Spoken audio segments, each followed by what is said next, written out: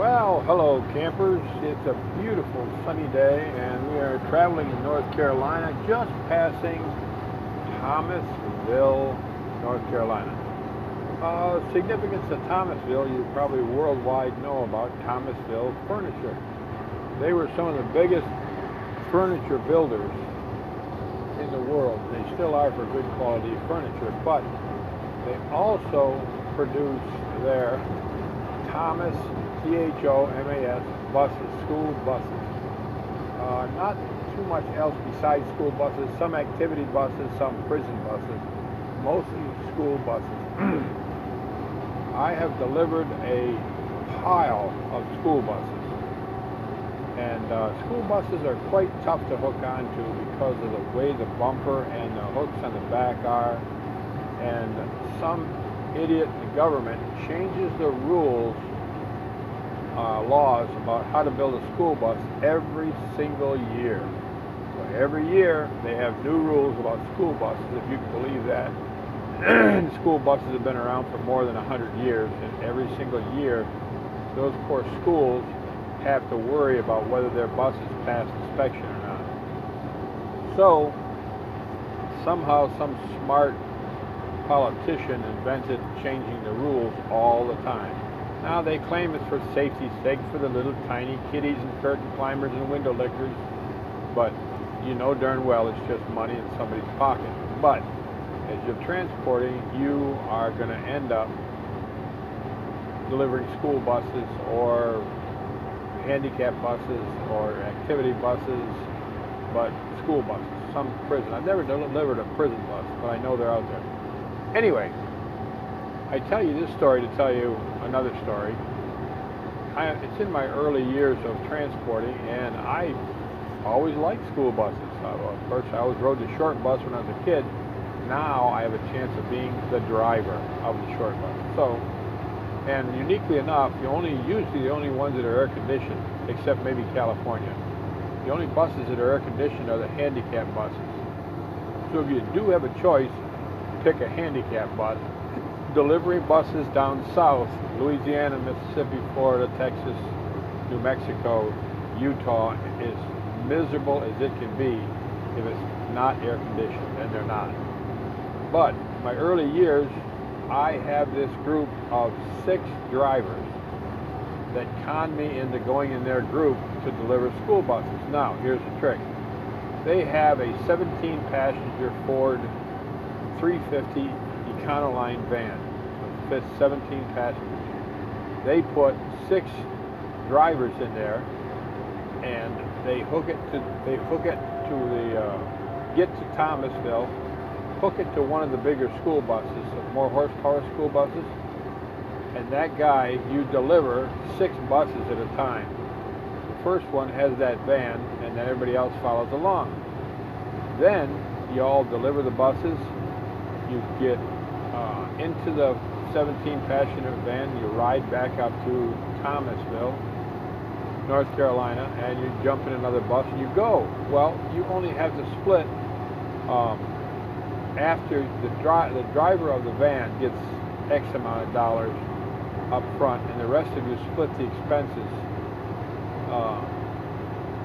The way we had it, the driver and owner of the 17-passenger van didn't have to pay any expenses.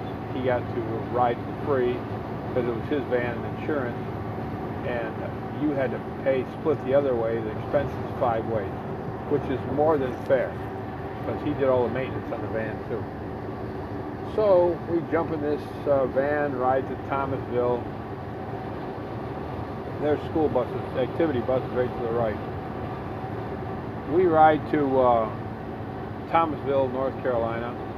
6 of us, pick up 6, and we are going to Houma, Louisiana, which is just below New Orleans. And now that's only, I don't know, let's say just 1,100 miles, just for grins and giggles. So that's a good 2-day run. I'm a big tinkler. I tinkle a lot. I have to go pee all the time. Anyway, with 6 people, it turns out to be an ego trip, and they run down the road. You're in the row with 5 other buses, and you tinkle when they say you tinkle, and you eat when you say they eat, and you sleep in the bus when they say you stop to sleep. I'm not really that kind of person. But anyway, I says, well, I can conform, because this is good money and it's easy pickings, because I don't have to drive back. I can just rest on the way back. Well, it sure sounded good to start with. So we deliver these 6 buses, jump in the 17-passenger van. Each of us only have one small piece of luggage, which just about fills the other places in this van that people aren't sitting. So that's all you get is one piece of luggage, whatever you're going to put in there.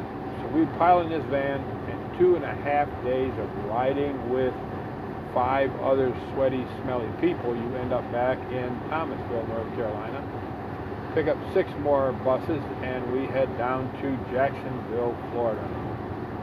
Now, certain times of the year, depending on when the schools have the money to buy buses, you can't find enough drivers to deliver these buses. And Thomasville builds thousands of buses. And there's also Bluebirds out there, and there's several different manufacturers, but Thomas builds a big percentage of all the buses, at least East Coast all the way to the Colorados, I'm sure. Anyway, we pick up 6 more. Down the road we go. Well, it ends up after about 20 days, we've had no break. You're either in a school bus or you're riding with 5 other smelly, sweaty people. And because of the way you get fuel, you sometimes you have to pay for a shower. But I'm not a huge shower person. I'm a bath person, but I'll take a shower when I smell bad. But you don't get one often enough, and after 20 days of riding, you are flat burnt out from traveling, and I didn't think I'd ever get burnt out. So I had to depart the crew, which they were very sad. They were nice people, but after 10 days, you learn to hate each and every one of them for whatever reason. And it gets to the point where these guys have been together for years, and whoever I took their place quit, and they just figured out a way to get along, I guess. I just couldn't find a place to fit in, so I quit. My point is, out here, whatever you do, don't take partners. Partners are a pain, because you have to live partially by their rules. One other partner story, I'm early in my, I guess you call it a career of transporting, and I'm in Elkhart, Indiana, picking up a brand new RV, fairly high-end RV. It's about, at that time, about $600,000 diesel pusher. Well, I'm hooking up to it, and I'm starting to get ready to go out of the yard, and this real young guy comes up, well-dressed, clean, didn't smell bad, and he says, hey, you're off to California, aren't you? And I goes, yeah, I'm off to Hollywood. And he says, well, I'm going to Pasadena, which is right 50 miles away. Do you want to team up, and we'll drive together?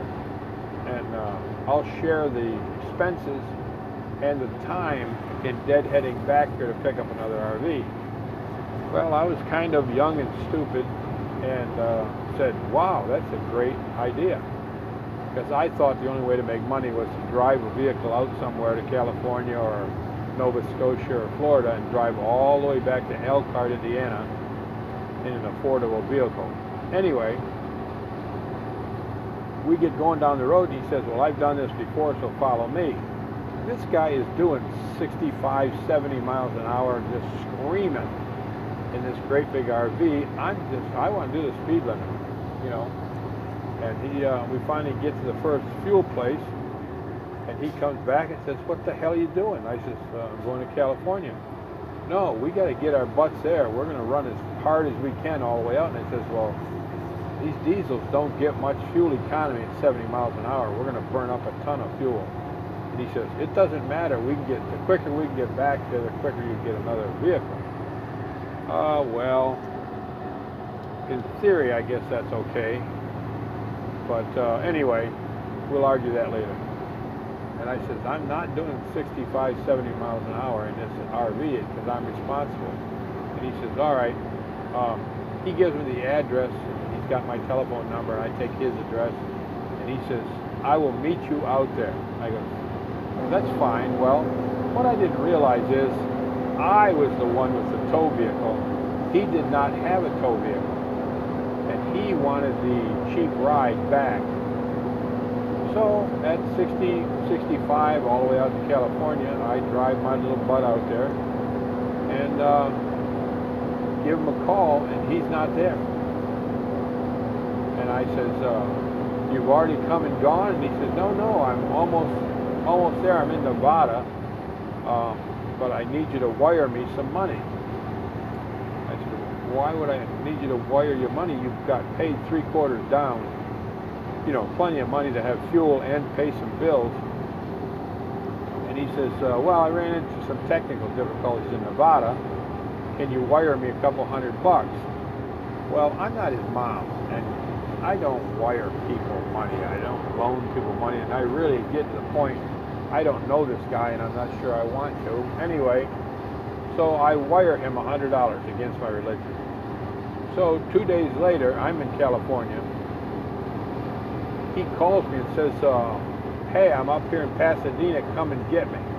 Well, I was visiting family, so I really wasn't inconvenienced. I wanted to stay out there anyway, but he didn't know that. And I said, wait a minute, you did 70 miles an hour. How the hell did I beat you here by 2 days? And he says, well, I ran into some difficulty in Nevada, in Iowa, and then Nevada. Well, to find out after all was said and done and we're traveling on the way back, he didn't run into any difficulties. He stopped at one of those, how do you put it? They're houses of convenience where young entrepreneurial women will relieve you of your daily stress for a price. And he got hooked up with about a $400 hooker in Nevada, which sort of depleted all his money, and he spent a day with her. And then ran like 70 miles an hour to get to California to go to this RV. I couldn't wait to get away from this idiot. That's the way he lives his life. It's running down the road like a mad dog, spending all his money at a whorehouse and grabbing another vehicle, mooching a ride off somebody because he knew when he got to California, he would not have the money to buy a plane ticket to fly back to Indiana. And nobody wants to ride the Greyhound. Nothing personal, Greyhound, but that's a week of agony. So anyway, my point is, if you're going to take partners, my advice, don't. Ever.